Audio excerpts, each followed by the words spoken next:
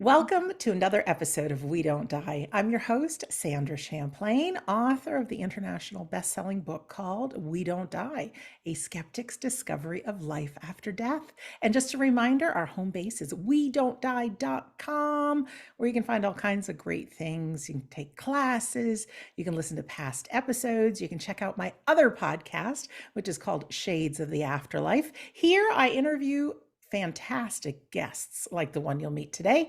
And on Shades of the Afterlife, I am a reporter for the afterlife. So I'm always digging up the newest, latest, and greatest and what science and medicine and what's happening in near-death experiences and all of that. So you can also visit shadesoftheafterlife.com to find out about that. And also we offer a free Sunday gathering every Sunday, 2 p.m. New York time at wedon'tdie.com. 100% free. It's about 90 minutes. It's an inspirational service, not religious. And at the end, there's a medium demonstration. So perhaps one of your loved ones will come through. And even if not, you'll get to see just how close the afterlife is and that our loved ones are still around. Now, on to the show today. As you know, I have a passion for sharing great people and great stories to believe in the afterlife. This is one of the interviewer shows because my great guest is Liz Entin, who calls herself a sciencey skeptic. Now, she's also a podcast host, which I'll tell you about in a moment. In 2015, after the passing of her dad, Liz started looking for evidence of the afterlife. Now, going on 9 years later, she is the author of the book, What the F Just Happened. A sciencey skeptic explores grief, healing, and evidence of the afterlife. Now, we're all adults, so you can figure out what F stands for, or we can say fudge. Liz is also the host of the podcast, What the F Just Happened, all about the afterlife, with now over 70 episodes. And she also runs small, private science and spirituality events with evidential mediums. You can find out more about Liz and get links to her book, her podcast, and upcoming events at WTFjusthappened.net. Liz, my friend, welcome to We Don't Die Radio. Oh my God, thank you so much for having me on. I'm a huge fan and I've listened for a while, so I really appreciate it. No problem at all. I thought tonight, well, we're interviewing in the evening, we're going to have a little fun with this because Yes. you're a like-minded soul going out looking for answers, and now you share. It sounds like a similar story to this girl right here. So tell us about yourself. Where are you coming to us from right now? And maybe a little bit about your past before talking about your dad and then what happened. Sure. So I'm in Brooklyn, New York right now. I grew up in New York and my upbringing was, very secular. So I never had any hope of anything such as an afterlife. And then my dad passed in 2015 and I was assumed consciousness without a doubt was created by brain neurons and firing of brain neurons. And I mean, grief. I just couldn't even get out of bed. I had no hope. And my very first thought on this just life-changing exploration was, well, so much of science fiction seems to come true. And if that's the case, could time travel be possible? And, I didn't really think it was necessarily realistic, but, the depths of grief, your mind kind of jumps around. And I'd have thought that if we are time traveling, no one would really know. And is there any way I could kind of figure this out? So started reading everything about the theory of time travel and Einstein's theory of time relativity and found out time travel actually is possible. Not really practical, it's very theoretical, but we'd have to build a spaceship traveling at close to the speed of light, but you can't really go do that. But just knowing that theoretically time was so changeable and not as linear and set as I thought, just got me thinking, what else is possible? Very next thought was, okay, if our consciousness is created by brain neurons, which I thought at the time, I've since changed my mind, and a bunch of firing brain neurons created an experience of being me once, could it most likely, if you think of eternal big bangs, big crunches, all the planets that sustain life, most likely it would happen again. I wouldn't get to be me, my dad wouldn't get to be him, but when your whole life all you thought was total obliteration, I was like, I'll take it. Googled that. Actually, a quick thought I should add. When I thought that, thought, if this is the case, is there somehow, some way, anywhere that there's a bank that would store some of these memories or someone had access to them? Googled that, found Dr. Jim Tucker, Dr. Ian Stevenson. And once you find one, just the whole world opens up. So that was the step that just changed everything. My goodness. I love that you call yourself a sciencey skeptic and you're Yes, talking about yes. these theories. And you go down the rabbit hole with one with after the other. So it sounds to me like you started opening up what's possible. Like there's something else that could be possible. Right. Well, I mean, I just always kind of I guess I never really thought about afterlife before because it was just too scary when you assume it's not true. I mean, my mind just never wanted to go there. So, but I've always been curious how the world works, learning new things.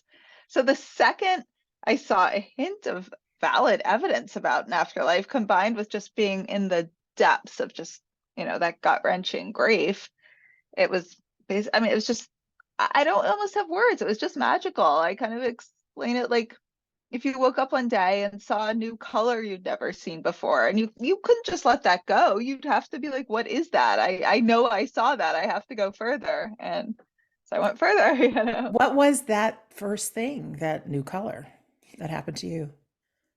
Dr. Jim Tucker and Dr. Ian Stevenson starting to read their Okay. books. Yeah. Tell everyone who they are, because not everybody's familiar. Okay. Okay. So both of them, Dr. Ian Stevenson has since passed away, and Dr. Jim Tucker is his protege. They are child psychiatrists, professors at the University of Virginia, and they're studying cases of kids with past life memories. And they're getting valid results. And even Carl Sagan said that Dr. Stevenson's research seemed really valid and worthy of further investigation. Carl Sagan did not conclude that he believed people leave past lives, but he didn't delve in and he couldn't, he thought this was serious research. So that there was just so profound, so life-changing. Yeah, there's some really incredible stories, and I know Dr. Ian Stevenson studied thousands of cases, and Jim Tucker's got a couple of books out, and it really is fascinating. I mean, it's just fascinating. And I know you're like me, and I took a little different route with the afterlife, but if one thing's possible, what else is possible? And then, oh my God, what else is possible? Can you tell us a little bit about the relationship you had with Dad while he was still in the land of Earth? Oh, Close sure. relationship? Very, very close. I'm an only child, and we're not super close with most of our extended family. So I'm still single, haven't had children yet. Yet, hopefully, I'm putting the manifestation out there for finding the guy and having the children. But I'm very close with my parents, and it's kind of mainly the three of us. And Dad, I still use present tense because of all this research, but he's really funny. He's really exuberant. And, I live a few months of the year in LA, but primarily New York. I grew up in New York. So, I saw him a lot. I just pop into my childhood home and hang out. He loves to read, very kind of a thinker, which I probably got it from him. And he likes to put things together in unique ways and hilarious, really big sense of humor and kind of a big personality. So I just really felt the absence. Yeah. What's your dad's first name? Is it okay if I don't say because I still research mediums? So You for you evidence, I do. don't It's fine. say. I even give him a fake I was name in going to the do a book. shout out. Let's do a shout out to Dad. No problem not hearing his first name, but a shout out to Dad. And I know my dad's with me as well. Hmm. And I kind of think behind the scenes they have a little fun together, making some introductions and things. Have you gotten signs from your dad?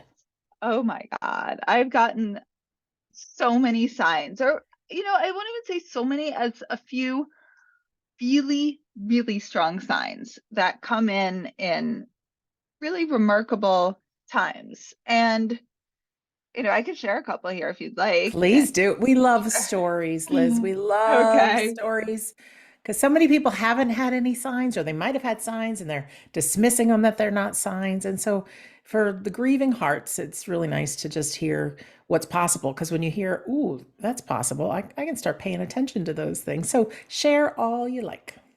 Okay. I will give my most remarkable sign. And I do write this one in my book, but it's so surreal. It's a little bit long, so I'll do a condensed version.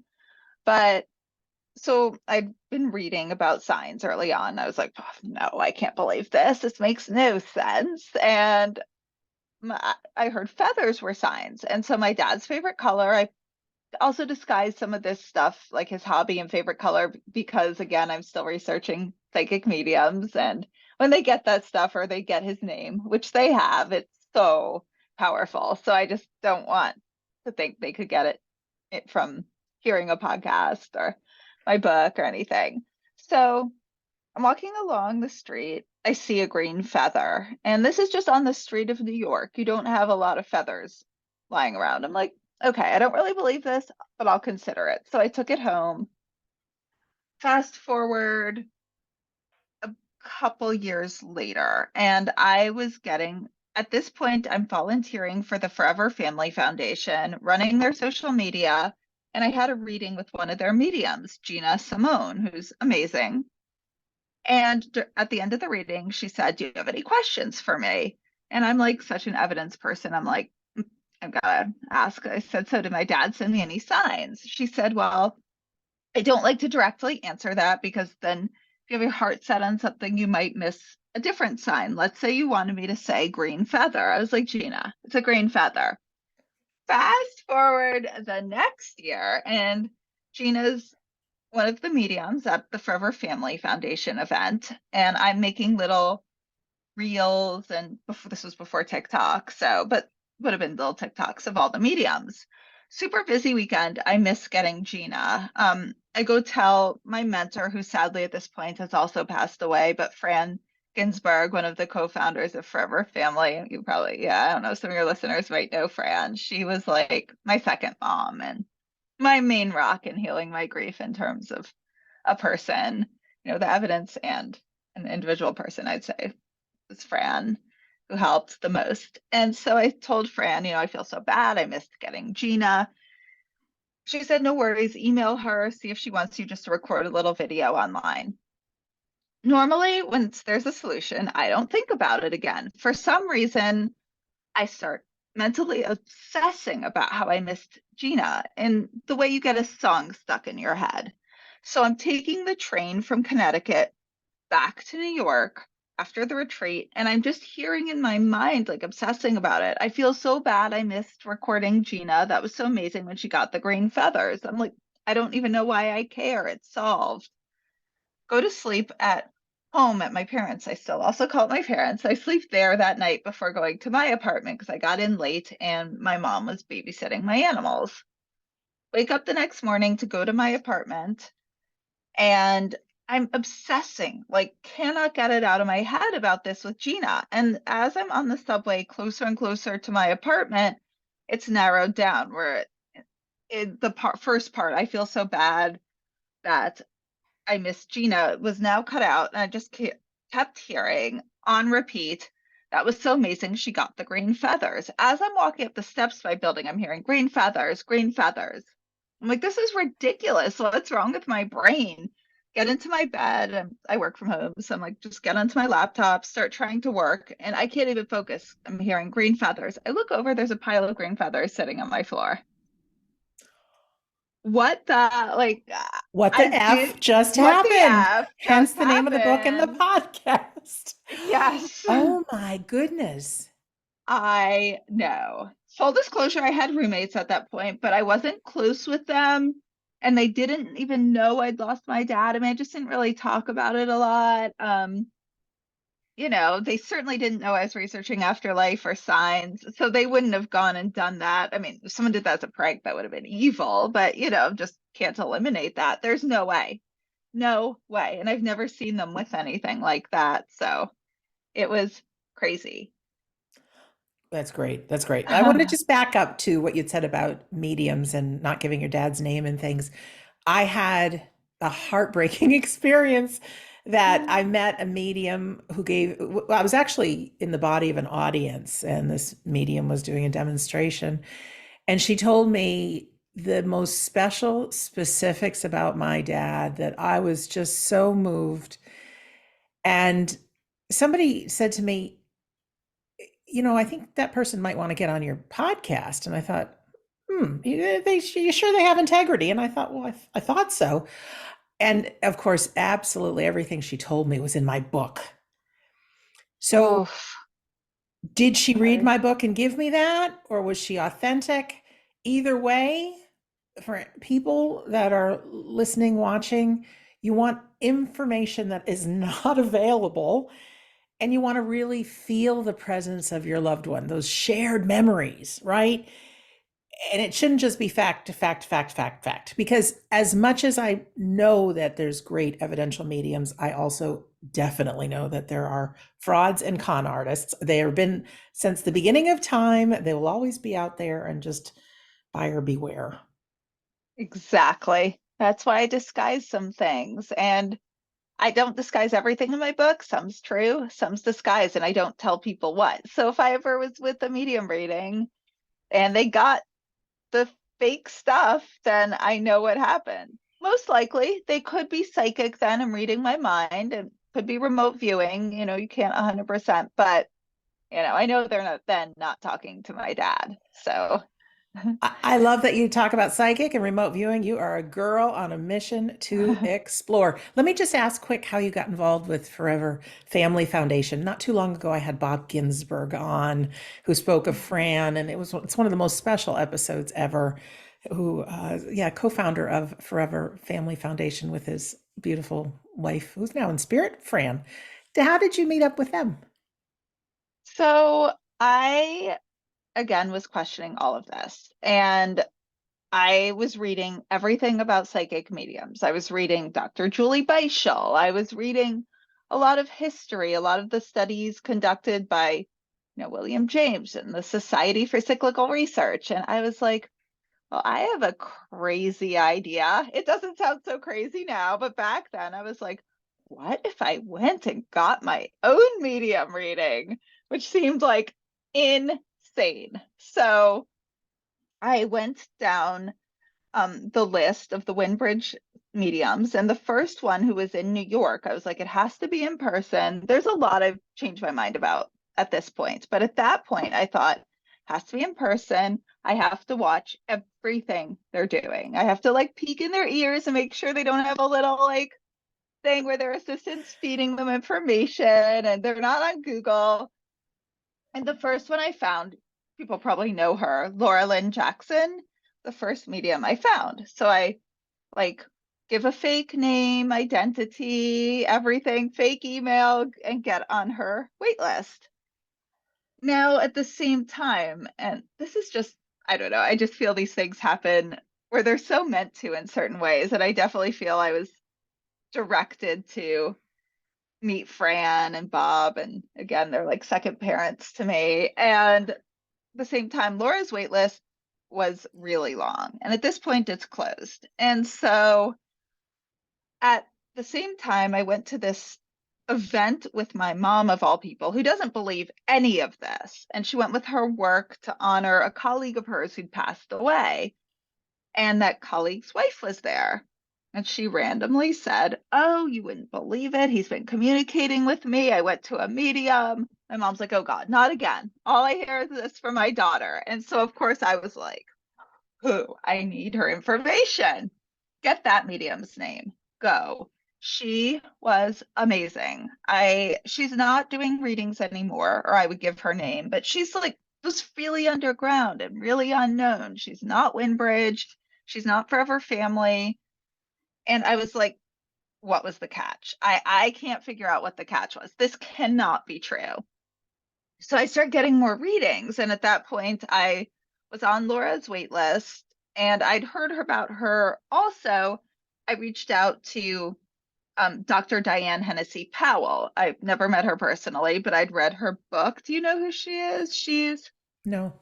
Really interesting researcher. And it's just interesting because I was reading a lot of researchers. It's interesting I picked her because she directed me to Laura, which means it's kind of seems to be like the path I was on. And I just, of like the 20 books I was reading, I picked reaching out to her. Her name's Dr. Diane Hennessy Powell.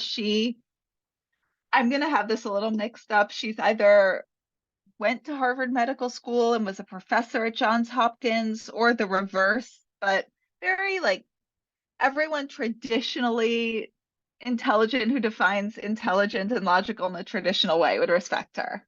And she studies psychic mediums and thinks something is going on. And she is now working on researching autistic children to test them for psi abilities and is just blown away by it. That's great. So, yeah, she gave me Laura's name too. So I was like, well, I'm going to go to Laura's workshop.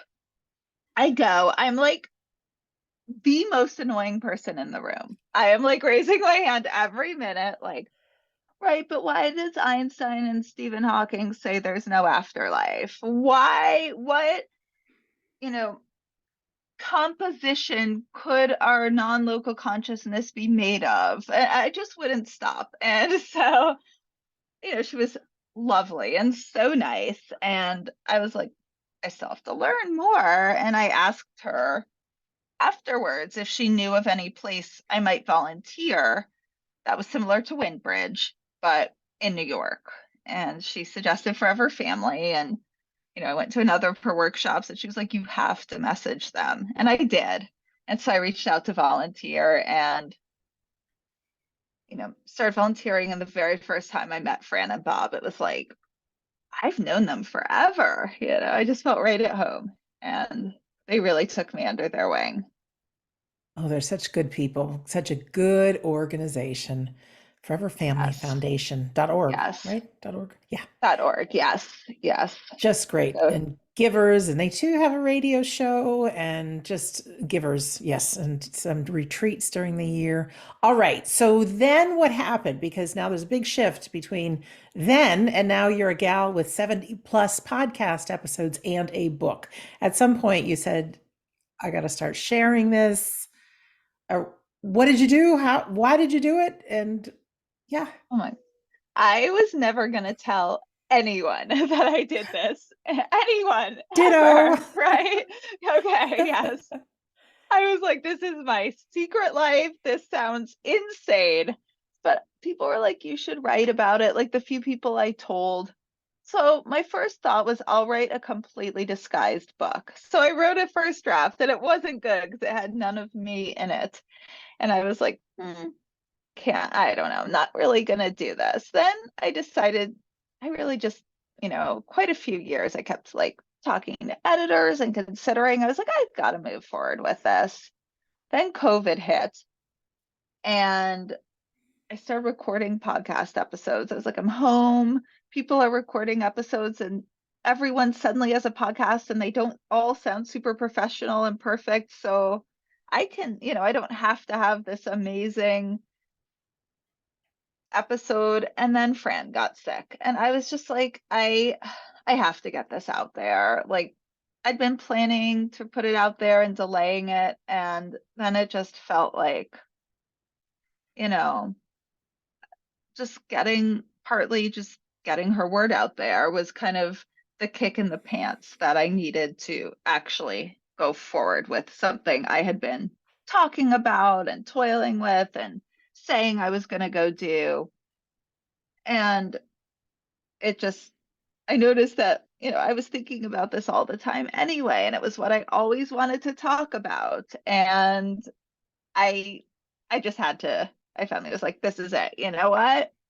Fran always told me when I said, well, I'm worried, what will people think of me if I go forward with this? I don't know if you ever met Fran, but just no nonsense. Yeah, she would just say, meh, who cares? Who cares? And I was like, I've got to embody some of that. And this is a life transforming message. And there aren't too many voices of people who really never believed in anything spiritual who got the evidence. And I'm like, if that will help people that there's a subset of people in grief who just never don't really have voices that talk to them. And that's what I was hoping to do. And even if people do believe it already, grief is still really hard. So the fact of maybe hearing the extent of how skeptical and materialist my mind is, and that I was convinced would even help people who already believe just get more verification. Did the podcast come first and then the book?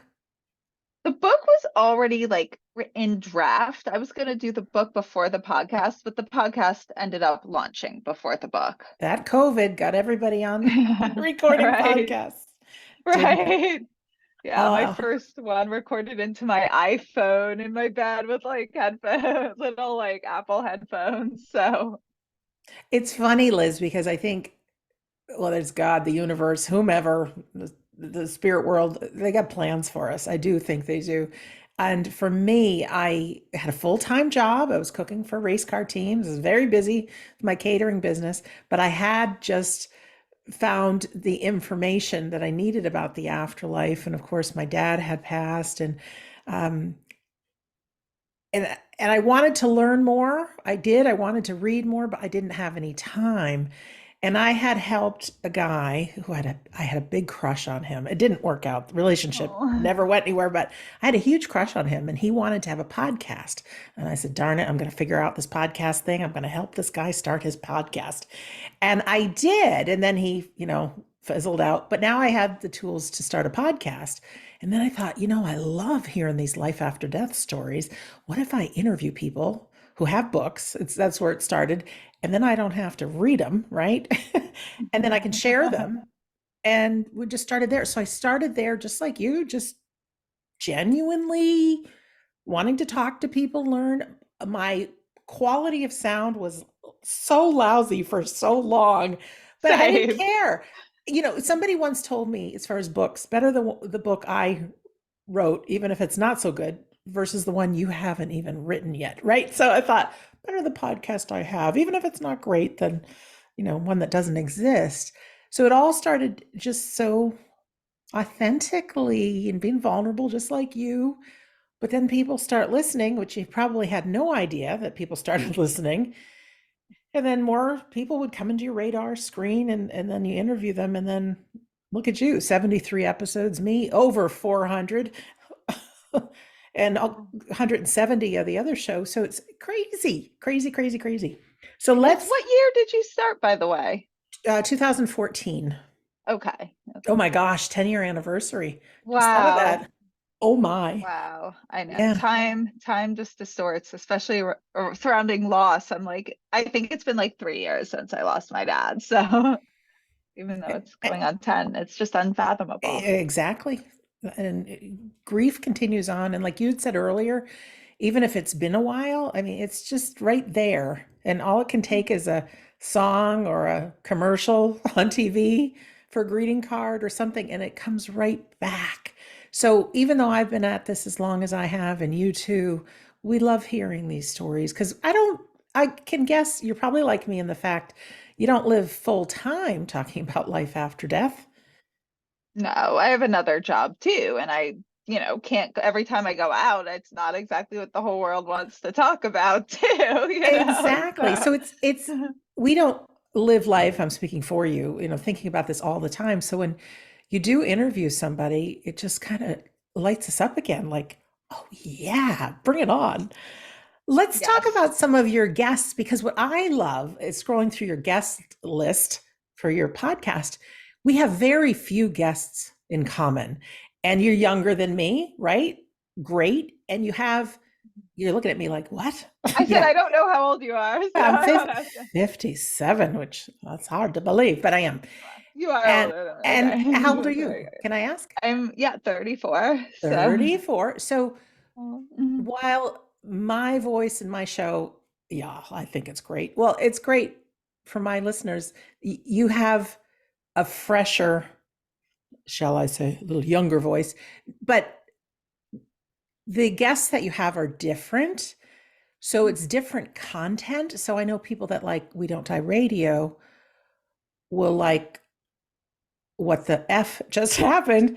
because they're different stories, but they're so good quality and good people. And you are that um, sciency skeptic who's asking people these questions. Can you talk about some of your guests and maybe some of the things you talk about? Maybe you have some stories from your guests that gave you that holy cow moment.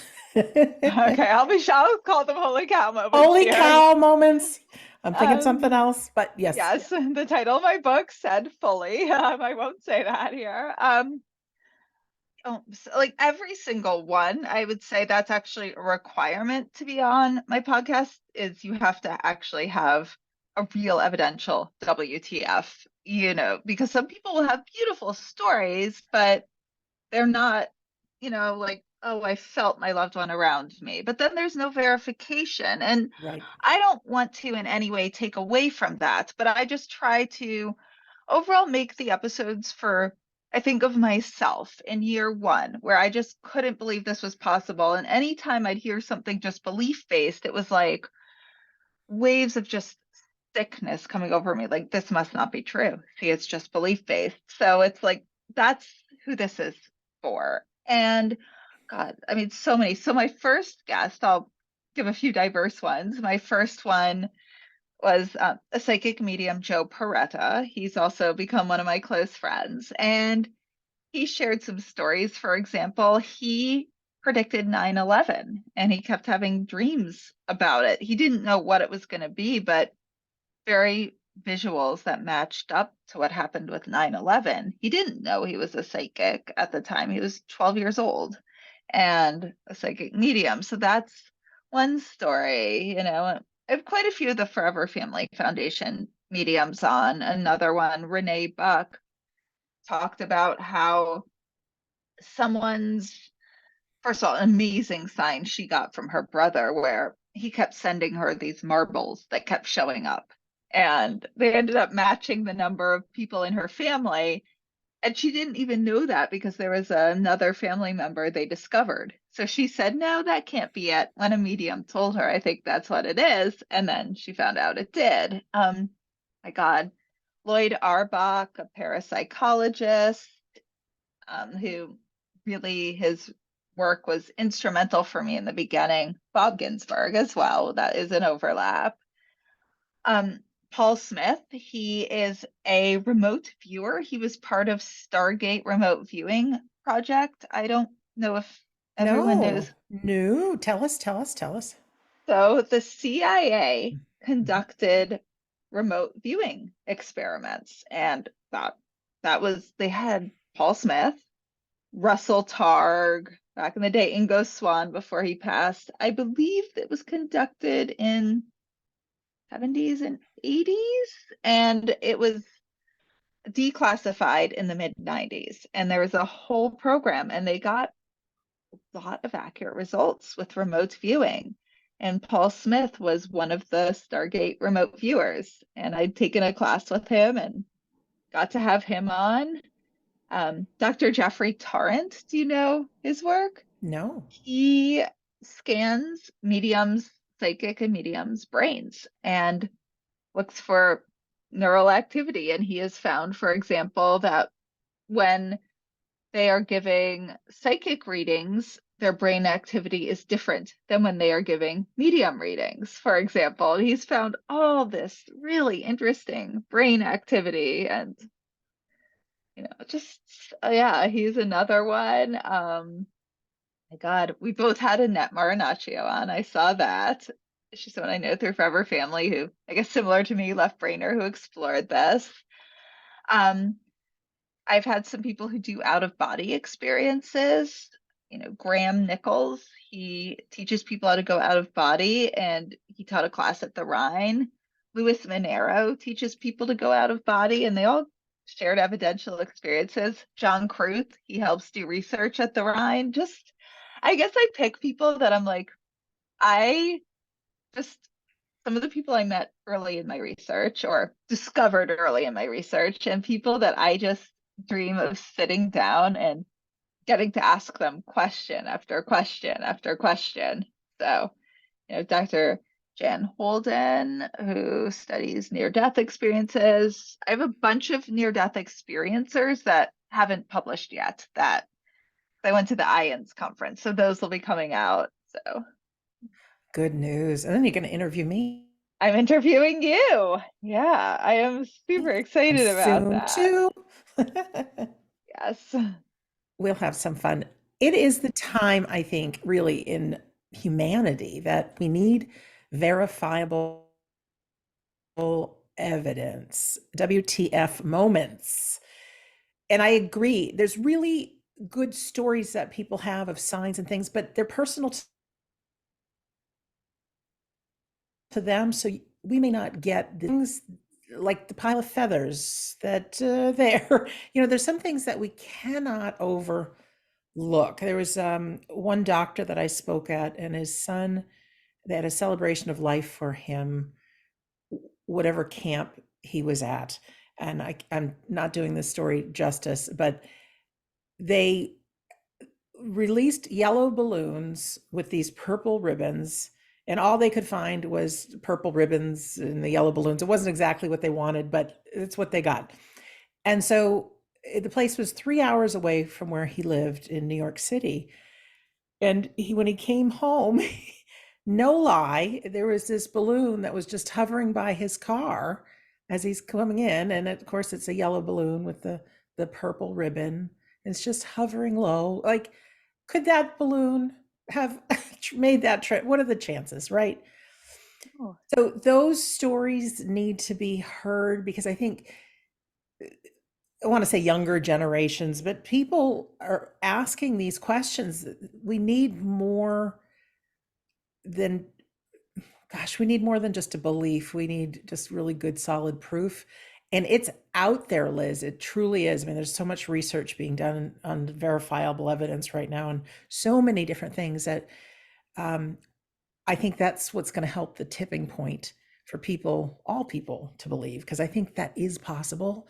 So kudos to you and your show, and you going after these stories. So you you really too. contributed. Thanks. Thanks. Takes one to know one.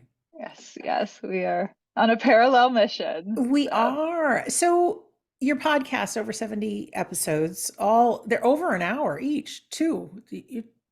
most of them, some of Yeah, them a little less, some just have, you know, just everything gets a little more condensed in how they share. But yeah, most are over an hour. Most run, I'd say, hour and 15 to an hour and 30. Couple like 45 minutes, but just yeah, yeah, there's just so much. I could keep these people and ask them questions all day. So well, and one could guess, because getting your personality now, that you're very real with people. I try to be. Yes, thank you. Yeah, Yeah. And very real. I've had skeptics on sometimes too. Like Lloyd Arbach taught a class with Kenny Biddle, who was a skeptic, and I had him on, and we had a very interesting conversation. So I have him, and then I'll have, had Dr. Julie Beischel and Mark Bacuzzi of Winbridge. So I try to, if I have a skeptic on, they have to be respectful and having really researched this, because I think they have really interesting stories too. So. Absolutely. Yeah, I think we Mm. can get good information out of everybody. Are your podcasts just audio, or do you have some that are video?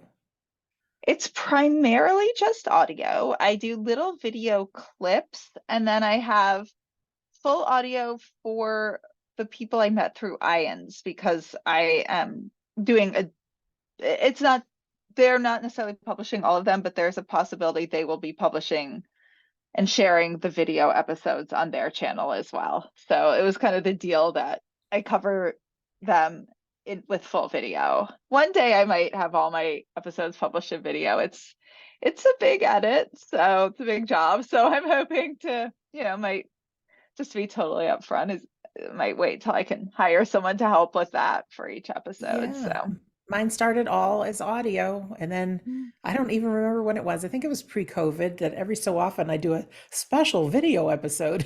yeah, yeah, those are my IANS ones, the special full video. Yeah, and so So now they're all video, and for mm, people who are listening, because there's plenty of people listening on all the iTunes channels, it's audio as well. So if you need any help down the road with anything, I'm here for you. I Let's appreciate that. anytime.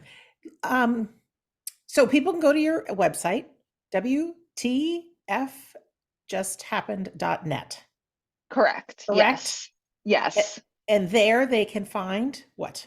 They can find my podcast, links to everywhere that it is. I mean, you can also search in all podcast apps, and it's WTF Just Happened, all about the afterlife, no woo. And then my book, you can find all the links to get it from my website. It was just on Amazon as of today. It just got released on all places such as Apple, Barnes and Noble. So I'm very excited about that. The audiobook is not, I'm about halfway through recording that. So that will, right now it's just print and digital, but audiobook will be out in a hopefully not too much longer, maybe about 2 more months. We'll see. So, Oh, and well, then my congratulations. second book will be publishing this spring. And what's So the second book? it is picking up right where WTF Just Happened Part One ended, which was around 2018. So it's about, I mean, so much has happened since then. And I'm also working on a third because so much keeps happening. Like the evidence keeps compounding. And I mean, I've gotten visits from Fran now that I want to put into my third book. My second book is a lot about my relationship with Fran, as well as primarily the evidence, but there's a lot about Fran in it. And yeah, and then I don't know the full title. It's the series are all going to say WTF just happened and then the tagline will change. Mhm. So I don't know what the next tagline is, but it will be WTF just happened. Like Sciencey Skeptic keeps exploring afterlife. I mean, it'll be a little catchier than that. I'm getting some help, but So the and guests that you interview, Liz, you want to have yes, those WTF moments. Is that the same yes. going through your book with the evidence and things that you want to make sure that people are left with that, wow, there's something It, to this? I do. Well, it really is a little different in that I curate my guests. In my book, I share my personal story, which includes people that I didn't think were so good. So, for example, I never name and shame, so I'm not going to say his name, but I went to a seance that was awful. It was clearly fraud, and I also kind of poked around in the closet at the end. I went behind the scenes and I found all his props, and it was just really sad. And I do think there's some, seems like that some seances are genuine. For example, Stuart Alexander, I've only heard really good things about. So if anyone's worried it's Stuart Alexander, it is not. And so I tell that story and I share in my book my evaluations of things as I move along. And I got a fake psychic medium reading in my first book that I share, whereas I wouldn't have her as a guest on my podcast, but I went to one of those storefront psychics and I was kind of testing myself as a sitter. And I was like, well, if they're exactly the same, then maybe all mediums are cheating and the quote unquote genuine ones just put a veneer of science around it somehow or but it was like night and day. It was so different. So I share all that. I share some of my internal evaluations and some of my relationships with people like Fran and forming the friendships with the medium. So it's really my story exploring all this while I share all the evidence and stories that I learn about along the way. It's wonderful because what you do is you're opening the door for other people like yourself to do the same. And we have to do the work first to find, could these things be created some other way? Could people have found out about me on something that's happening in the dark? Could somebody be manipulating? I mean, there's a lot of real stuff, and I have sat with Stuart Alexander in England, so You he's got the to real deal. go. Oh yeah, and I've Oh my interviewed God. him. I have. No He's wonderful. way. He's wonderful, and Scott Milligan is one of the authentic ones as well. I know him well, and I've sat oh, maybe 2 dozen times with him in seance conditions. And we hold weekly trance demonstrations online. And it's not a single person that could convince me that it's anything other than what it is, because I've witnessed Wow. miracles. So people for themselves really have to do the work. And Yeah. there's nothing worse, because I've known some fraudulent people, is finding out people are con artists and this and that. So do the work. Right. But it is real. This stuff is real. Mhm. It is. Now tell us about these private events you do, because I just thought, well, that's pretty interesting. You'll get together with a medium, you'll go into somebody's home, dinner party, Yeah. whatever, and you present, and then a medium will also do a demonstration, correct? Yeah, I mean, we offer a couple options. They're called science and spirituality salons. We will either go to your home, myself and a medium, and I give a talk on science, and the medium will give readings. For those, we have a maximum of 10 people. And then we also offer a Zoom option. And for those, we have a maximum of 5. And it's the same thing. I'll give a talk on the science, the medium will give readings, and I always pick a very valid, scientifically verified medium. And for the Zoom ones, as of now, I'm also opening it up where if you don't have a group of people, if I get enough people, I will put together groups of 5. So if like 3 people and 2 people want to do it, or each individual is 5 individuals. So, because not everyone has people to do this with, if Right. especially like you were like me early on, where every single person in your life thought this was the most insane thing ever, and you wouldn't be able to find a single person to do it with you. Nor So, would I want to talk to people in my life about this. When you say that you right. talk the science, what do you mean? So I share about the research that's out there because most people don't know about it. I had no idea most of my life. So I share about, for example, Dr. Jeffrey Turrent, who I talked about. I share about the studies being conducted at Windbridge by Dr. Julie Beischel and Mark Bacuzzi. I share about University of Virginia, Dr. Jim Tucker's work, Dr. Bruce Grayson and near-death experiences. I can customize it some too if someone is like, I really only want to know about mediumship, or I really mainly want to focus on past life memories, or I want a little bit of all. I'll let people, kind of choose when I come in. I'll say, is there something you want me to focus on more than another? And let people, sometimes I'll give a little brief introduction and they're like, wait, I really want to know more about that. So I Yeah, let it's true. people, yeah, I let people kind of learn what they want as well. So I'm proud of you. Very proud of you. thank you so much. That's great. Roberta Grimes is an afterlife explorer who is in her late 70s now. And she said, when she goes, she says, I'm going to pass the torch to you, Sandra, and keep on carrying on. And now I know who I'm going to pass the torch to. It's you. Oh, oh my God, thank you. That is this such a big honor. well, I that's love how I you. felt about her. She's got a podcast called Seek Reality, and she's done so much. She's an attorney, afterlife explorer, biblical scholar. So, I mean, she writes about just amazing stuff, and she's got tons of books out. And she's a dear friend of mine, dear friend of mine. So, anyways, and you too. With our limited time left together and no rush, is there anything I haven't asked you that you want to share, or anything that you're just drawn to share to our audience today?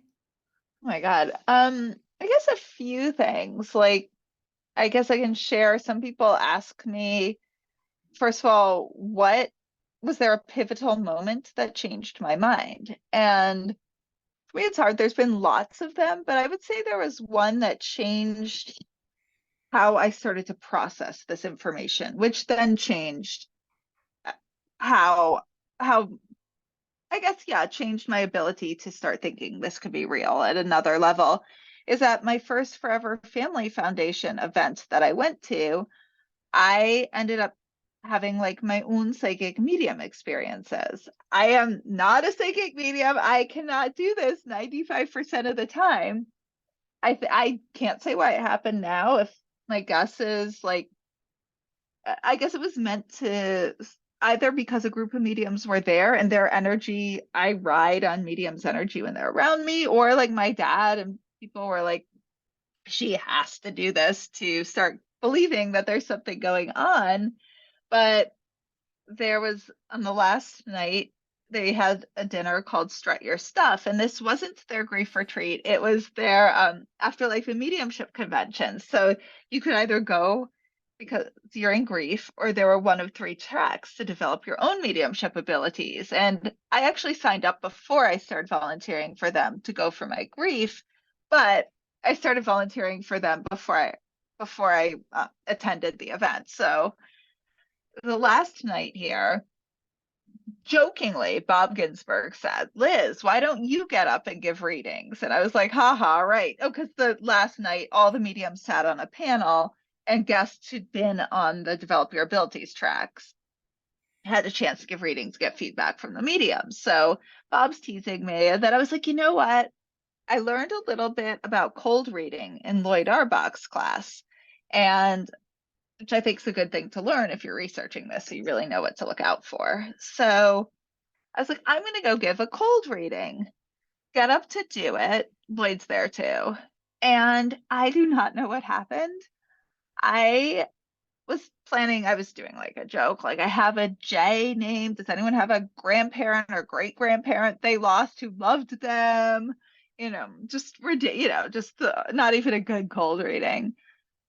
I started to feel really, really weird. And long story short, I don't even know why I picked this medium. I walked over to this medium, Joe Scheel. Again, I'll clarify, my first Forever Family Foundation event. So I did not know these people. This was not unconscious memories because I'd hung out with them before and they told me stuff that I didn't consciously remember. I started to feel like all these waves moving through me. And I felt them move into my head in one spot and then burst. And I was like, did you lose someone to an aneurysm? Yes. I felt the same move to my heart and burst. And I just was getting accurate information. And first of all, so weird. Secondly, when mediums talked about how they would maybe feel something somewhere, I believed them because before that I was like, oh, come on. So I worked with them a little more in my readings. That doesn't mean I gave away information, but if they started to describe something instead of saying like, when I first went, I was like, if you don't get like name, date, social security number, you're not real. But then when they would be like, things were a little obscure, I believed them and it was in line with their experiences. So that was just life changing and the way I approached my research changing. So I think that was kind of a pivotal WTF. You're so cute. You really are. I think those in the unseen world give us a little taste and then they say, okay, now you go and work at it. This is what's Right, possible. You go and work at it. right, Oh, right. It was anything life else, changing. Liz? Yeah, and I guess just lastly, like I people ask me what I think now, and I'll say I think there's a preponderance of evidence. I completely think something is going on. I think it's most likely survival of consciousness. I think physics will probably end up one day, I don't know if in our lifetime, this lifetime, proving it, but I think the only thing that could end up saying it's not is if physics came up with an answer for all this weird stuff that happened, and the answer is not survival, but there's just so much weird stuff. It is not explicable by any normal means or any means that we understand in in what we call a quote unquote normal science. And there's just so much out there when it all starts to come together. It, I mean, it's completely changed my worldview, my life. And if someone like me would come to think it's almost definitely real, the evidence is really, really strong. So I hope that gives some hope to people who are maybe on the fence and in their own grief now. Well, Liz, you have been a delight to talk to or talk with. And I know it's rare that the interviewer gets interviewed. So I'm so grateful that we had this time together. Me too, and I can't wait to keep talking and having you on my podcast. It's gonna be so much fun. I have so many questions for you. They're already in the back of my mind in this conversation. Well, So and now that I know we need WTF moments, you betcha I'm going to compile some of my very yes. best ones with all the research that I have done. Oh my goodness. So, friends that are listening or watching right now, please visit Liz's website, WTFJustHappened.net. And there you'll get a link to her podcast. You can pick up a copy of her book and so much more. Maybe even book one of these science and spirituality events with her. It all sounds fantastic. WTFJustHappened.net. And as a reminder, my website is wedon'tdie.com. You can click on past episodes, join our free Sunday gathering. I have a fairly new Patreon club, so shout out to our Patreon members. Anyone who wants to donate a little bit to this one over here. In return, you get a complete list of now 600 total episodes between We Don't Die Radio and Shades of the Afterlife. So you can search on your favorite topic. You get these episodes before the rest of the world. And yeah, we have a nice community. So shout out to our Patreon members. You can find all that at the homepage at wedon'tdie.com. And if you're not yet a member of what I call my Insiders Club, that's just my email list, you can sign up at the bottom of the page there. And in return, you get a free copy of my book. It is the PDF version. It says it's only the first few chapters. The secret is it's the entire book. As Liz was discussing how painful grief is, it's what I learned about grief that had me open my mouth about why I believe in the afterlife. So I think chapter 10 is the most important chapter about how to survive grief, why we go through it, what's happening in our biology, and some empowering tools to help move through it. So that's at wedon'tdie.com. So in closing, I'm Sandra Champlain. I'm always so very happy to be your host on We Don't Die Radio. I do believe that life is an education for the soul and that your life here on earth is so important. So go looking for those WTF moments. And really, thank you for taking the time to watch or listen to my show. Please check out Liz's WTF Just Happened. And I really want to thank you for watching or for listening, and we'll see you soon.